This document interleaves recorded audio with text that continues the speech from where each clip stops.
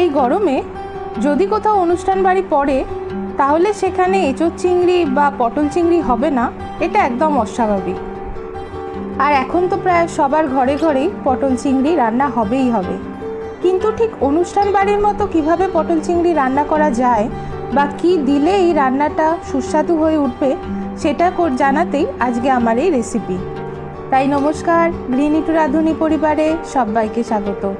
যদি নতুন হয়ে থাকেন চ্যানেলে, তাহলে চ্যানেলটাকে সাবস্ক্রাইব করে দেওয়ার বিশেষ অনুরোধ রইল। চলুন রেসিপিটা স্টার্ট করি। চিংড়িটা প্রথমেই নুন হলুদ দিয়ে মাখিয়ে হালকা করে ভেজে তুলে রাখবো। এই চিংড়িটা কিন্তু খুব হালকা করে ভাজবেন, খুব কড়া করে ভাজবেন না, তাহলে কিন্তু চিংড়ি শক্ত হয়ে যাবে।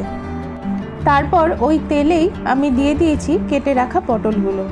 পটলগুলো কাটার কিন্তু একটা ব্যাপার আছে, পটলগুলোয় অর্ধেক খোসা রাখবেন আর অর্ধেক খোসা কাটবেন, তাহলে কিন্তু সেই পটলগুলো ভাজলে বা পটলের সবজি যে কোনো নিরামিষ করুন, আমিষ করুন, চিংড়ি দিয়ে করুন, যেভাবেই করুন, তাহলে কিন্তু পটলটা খেতে খুব সুস্বাদু হয়।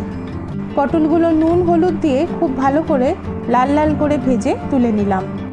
তারপর কড়াইতে আরেকটু তেল দিয়ে, অবশ্যই সর্ষের তেল দিয়ে, আমি কেটে রাখা ডুমো করে কেটে রাখা আলুগুলো ভেজে নেব। আলুতেও সামান্য নুন হলুদ দিয়েই আমি ভাজছি, যাতে আলুটা পরে খুব তাড়াতাড়ি সিদ্ধ হয়ে যায়, আর বেশ লাল লাল করে ভাজতে হবে। এরপর আমি নিয়ে নিলাম কড়াইতে আরও খানিক সর্ষের তেল। তেল গরম হলে দিয়ে দিলাম তেজপাতা, গরম মশলা আর লাল লঙ্কা। মশলা খুব ভালো করে ভাজা হয়ে গেলে দিলাম দুটো কেটে রাখা পেঁয়াজ আর আদা রসুন বাটা। খানিক টমেটো দিয়ে তার উপরে নুন দিয়ে ভালো করে মশলাটা কষাতে দিলাম। টমেটো দেওয়ার পরেই নুনটা দেবেন, তাতে কি হয় টমেটোটা খুব তাড়াতাড়ি সিদ্ধ হয়ে যায়, টমেটো থেকে জল ছেড়ে দেয় আর খুব ভালো গ্রেভি তৈরি হয়।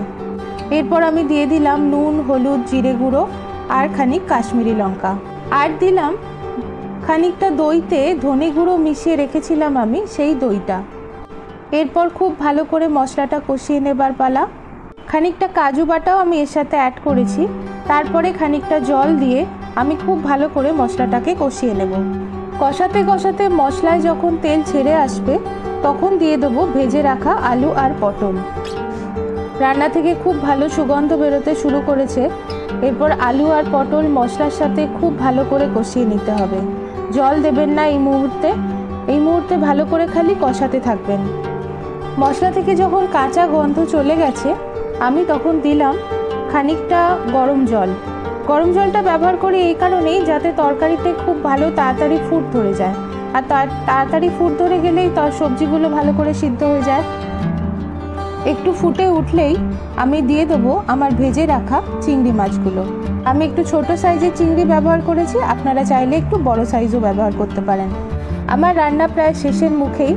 যদি কেউ এখানে মিষ্টি খেতে চান তাহলে অল্প করে একটু চিনি দেবেন, আর আমি দিয়ে দিয়েছি একটু গরম মশলা গুঁড়ো। ব্যাস, আমার রান্না কিন্তু শেষ। এরপর 2 মিনিট ঢাকা দিয়ে রেখে গরম গরম পরিবেশন করুন গরম ভাতের সাথে, আর বলুন রাঁধবো, খাবো, থাকবো সুখে।